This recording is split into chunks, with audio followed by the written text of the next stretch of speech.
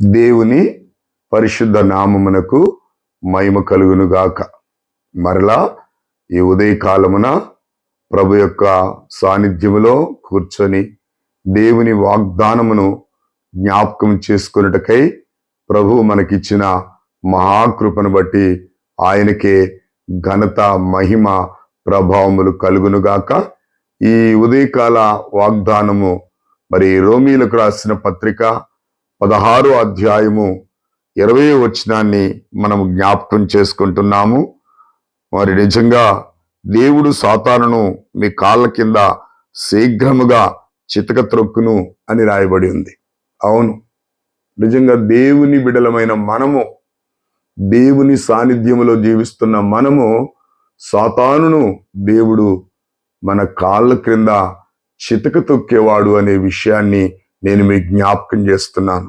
అందుకే చాలా చక్కగా ఈ రోమా పత్రిక అపోస్తలుడైన పౌలు రాశాడు. ప్రియులారా, నిజంగా ఏమని చెప్పాడు ఆ సంఘాన్ని జ్ఞాపకం చేసుకుంటే, మీలో భేదములు కలిగించేవారు ఉంటారు, మిమ్మలను మోసపుచ్చేవారు ఉంటారు, వారి నుండి మీరు ప్రత్యేకంగా బయలు వెళ్ళడి, మీరు ప్రత్యేకంగా ఉండండి అని చెప్పి దేవుని యొక్క వాక్యము సెలవిస్తుంది.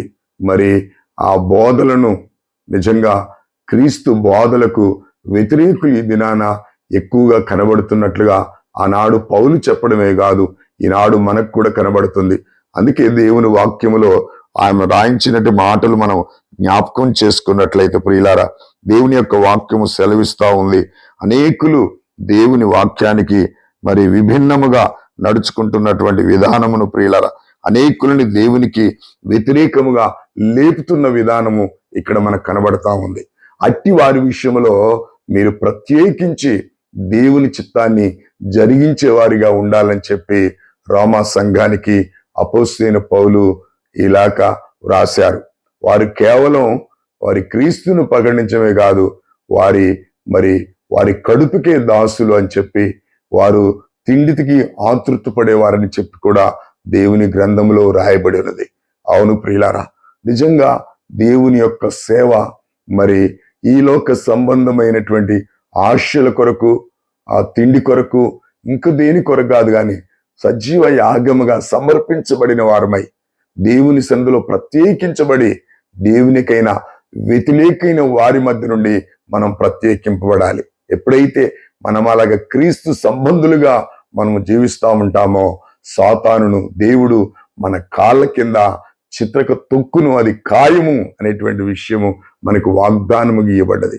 కాబట్టి మనం చాలా కనిపెట్టుకొని, అందుకే మీరు పావురం వలె నిష్కపటులను, నిజంగా మరి దేవుని యొక్క వాక్యము సెలవిస్తున్న విధానం పాము వలె వివేకులను, పావురం వలె నిష్కపటులనై ఉండమని చెప్పి దేవుని యొక్క వాక్యం సెలవిస్తుంది. కనుక ఈ ఉదయకాలమున దేవుడు సాతానును మన కాళ్ళ కింద శీఘ్రముగా తొక్కించడానికి సిద్ధముగా ఉన్నాడు.